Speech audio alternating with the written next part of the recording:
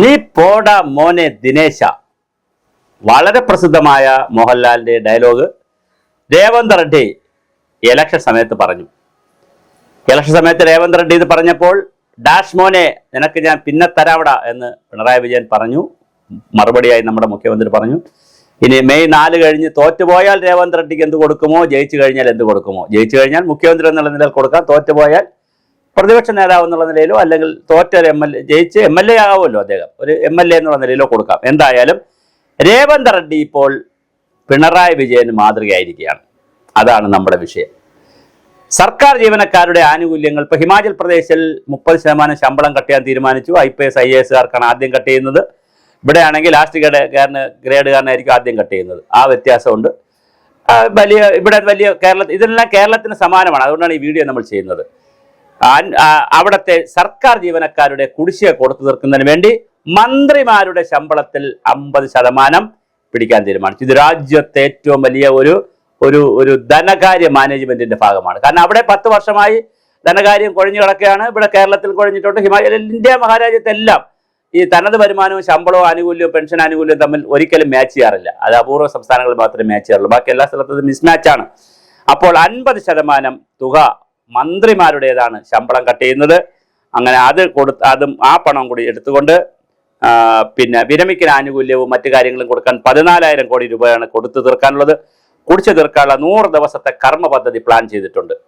ഇവിടെ ഇങ്ങനെ വല്ല ചിന്തിക്കാറുണ്ട്. ആ രേവന്ത് റെഡ്ഡിയാണ് നമ്മൾ മാതൃകയാക്കേണ്ടത്. ആ രേവന്ത് റെഡ്ഡിയാണ് പോടാ പുല്ലേ അല്ല പോടാ മോനെ ദിനേശ എന്നൊക്കെ പറഞ്ഞത്. ആ രേവന്ത് റെഡ്ഡി ചെയ്യുന്ന ആക്ടിവിറ്റി നമ്മൾ അപ്രീഷിയേറ്റ് ചെയ്യേണ്ടേ. മന്ത്രിസഭ അംഗീകാരം നൽകി നിലവിലുള്ള ജീവനക്കാർക്ക് 6,200 കോടി രൂപയും വിരമിച്ചവർക്ക് 8,000 കോടി രൂപയും കുടിശ്ശിക നൽകാനുണ്ട്. അപ്പൊ 6 വട്ടം 14,200 കോടി രൂപ കുടിശ്ശിക നൽകാനുണ്ട്. പക്ഷെ അതിനൊരു തീവ്രയജ്ഞ പരിപാടി അവർ ആരംഭിച്ചിട്ടുണ്ട്. ഇവിടെയാണെങ്കിലോ ഇവിടെ 8% കുടിശ്ശിക ഉള്ളക്കളെ PF ലയിപ്പിക്കും. പിന്നെ അങ്ങോട്ട് പോടാ ഇങ്ങോട്ട് പോടാ DR കൊടുക്കൂല. വേണ്ട കുഴപ്പമാണ്, നീട്ടിവെക്കും. വിരമ്പിന്റെ തീർക്കലിലെ കാലതാമസം പെൻഷൻകാർക്ക് ബുദ്ധിമുട്ട് സൃഷ്ടിച്ചിട്ടുണ്ടെന്ന് സർക്കാർ വിലയിരുത്തി. അതിനാൽ ഈ കുടിശ്ശിക തീർക്കാനാണ് മുൻഗണന നൽകുക. പെൻഷൻകാർക്കുള്ള അത് വളരെ പെട്ടെന്ന് നൽകും. ഇത് ജീവനക്കാരുടെ യൂണിയനുകൾക്ക് മറ്റ് പങ്കാളികളുമായി കൂടിയാലോചനകളുടെ ചർച്ചകൾക്കും ഡേറ്റ് തീരുമാനിച്ചിട്ടുണ്ട്. കഴിഞ്ഞ 10 വർഷത്തിനിടയിലാണ് ഇത്രയധികം വലിയ കുടിശ്ശിക അവിടെ കുന്നുകൂടിയതെന്നാണ് അവർ മനസ്സിലാക്കുന്നത്. ശമ്പളത്തിന് പുറമെ കുടിശ്ശികയും കൃത്യസമയത്ത് നൽകുന്നതിനായി മറ്റ് വിഭവസമാന മാർഗങ്ങളും സർക്കാർ അടിയന്തരമായി തേടുന്നുണ്ട്. ആവശ്യമായി വന്നാൽ ജനപ്രതിനിധികളും MLA മാരും അവരുടെ ശമ്പളത്തിൽ 50% വിട്ടു നൽകാൻ സന്നദ്ധരാണെന്ന് വാർത്താവിനിമയ മന്ത്രി പൊങ്കുലേറ്റി ശ്രീനിവാസ് റെഡ്ഡി അറിയിച്ചു. നമുക്കിതൊക്കെ സങ്കല്പിക്കാൻ കഴിയൂ. ഇവിടെ സാമ്പത്തിക പ്രതിസന്ധി കൊണ്ട് മുണ്ടോ മുറക്കി കൊടുത്ത് ഇവിടെ മുച്ചൂടെ മുടിച്ചപ്പോഴാണ് PSC അംഗങ്ങൾക്ക് ശമ്പളം ലക്ഷക്കണക്കിന് കൂട്ടിക്കൊടുത്തത്. ഇവിടെ മുച്ചൂടെ മുടിച്ചപ്പോഴാണ് മന്ത്രിമാർക്ക് അലവൻസ് കൂട്ടിക്കൊടുത്തത്.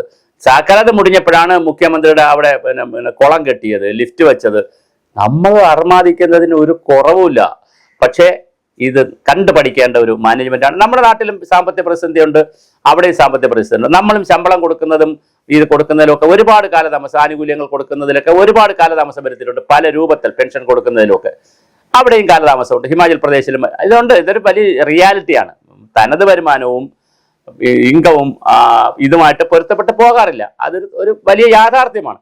ആ യാഥാർത്ഥ്യത്തെ അഡ്രസ്സ് ചെയ്യുന്നതിന് തുടങ്ങുന്നത് രാജാവിൻ്റെ അടുത്ത് നിന്നെന്ന് പറയുമ്പോൾ മനോഹരമാണ്.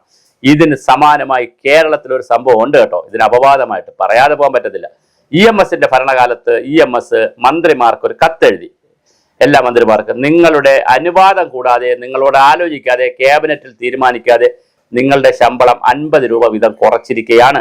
കാരണം ഇപ്പൊ ഖജനാവിൽ വലിയ പൈസ ഇല്ല. അതുകൊണ്ട് 50 രൂപ വീതം നിങ്ങളെ ശമ്പളം പ്രതിമാസം കുറച്ചിരിക്കണം. 50 രൂപ അന്ന് കുറച്ചാൽ ഇന്നത്തെ 10 ലക്ഷം രൂപയുടെ അല്ലെ 50 ലക്ഷം രൂപയുടെ പ്രയോജനം ചെയ്യും. അങ്ങനെ കുറച്ചു. 57-ൽ EMS 50 രൂപ ഞാൻ കുറച്ചിരിക്കുകയാണ്, നിങ്ങളുടെ അനുവാദം എടുക്കാമെന്ന് പറഞ്ഞ മുഖ്യമന്ത്രിയുടെ നാട്ടിൽ അതേ പാർട്ടിയുടെ മുഖ്യമന്ത്രി വന്ന് 2026 ആകുമ്പോൾ മുച്ചൂട് മുടിക്കുന്ന 220 കോടി രൂപയ്ക്കാണ് പരസ്യം നൽകിയത്. ചെറിയ പൈസയ്ക്കല്ല. അതിൽ 20 കോടി രൂപയോളം രൂപ കിഫ്ബിയിൽ നിന്ന് മാത്രം പരസ്യം നൽകി. കിഫ്ബിക്കൊക്കെ എന്തോന്ന് എല്ലാം റിട്ടയർഡ്.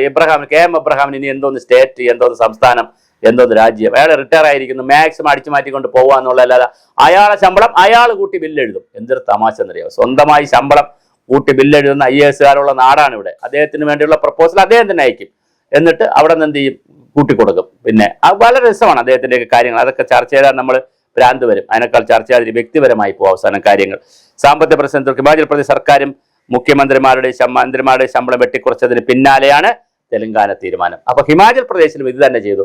ആദ്യം വെട്ടിക്കുറയ്ക്കാൻ അങ്ങനെയാണ്. മുഖ്യമന്ത്രിയാണ് ആദ്യം മാതൃക കാണിക്കേണ്ടത്, മന്ത്രിമാരാണ് മാതൃക കാണിക്കേണ്ടത്, MLA-മാരാണ് മാതൃക കാണിക്കേണ്ടത്, പിന്നെ ഗസറ്റ് ക്ലാസ് 1 IAS-കാർ IPS-കാർ ക്ലാസ് 1 ഓഫീസർമാർ ഗസറ്റ് ഇങ്ങനെ താഴോട്ട് പിടിച്ച് അവസാനം പിയൂണന്മാര് പിന്നെ ലാസ്റ്റ് ഗ്രേഡും പിന്നെ ഡെയിലി വേജസുകാരെയും കണ്ടിജന്റുകാരെയും പിടിക്കാതിരിക്കുക. അവർ പാവങ്ങളാണ്. ഒരു ക്ലാസ് 4-ന് ശേഷമുള്ള അതായത് ഒരു NGO നോൺ ഗസറ്റഡ് താഴോട്ടുള്ളവരെ പിടിക്കുന്നത് ഒന്ന് ശ്രദ്ധിച്ച് പിടിക്കുക, വളരെ ശ്രദ്ധിച്ച് പിടിക്കുക. ഒരു വീട്ടിൽ 2 പേർക്കും ജോലിയുണ്ട്, അത് വേറൊരു തരത്തിലേക്കൊള്ള പെർഫോമൊക്കെ കൊടുത്തിട്ട് അങ്ങനെ പിടിക്കുക. അല്ലാതെ ഉള്ളത് മുകളിലോട്ടുള്ളത് ചെയ്യുന്നത് വളരെ മാതൃകാപരമായ ഒരു കാര്യമാണ്. അവിടെ സാമ്പത്തിക പ്രതിസന്ധി വന്നാൽ നമ്മൾ വേറെ ചർച്ച ചെയ്യണം. ഇവിടെ സാമ്പത്തിക പ്രതിസന്ധി ഇല്ല എന്ന് നമുക്ക് ചർച്ച ചെയ്യാൻ പറ്റത്തില്ല. അത് രണ്ടും രണ്ടാണ്. പക്ഷെ എന്തായാലും രേവന്ത് റെഡ്ഡി കേരളത്തിന് മാതൃകയാവുന്നു.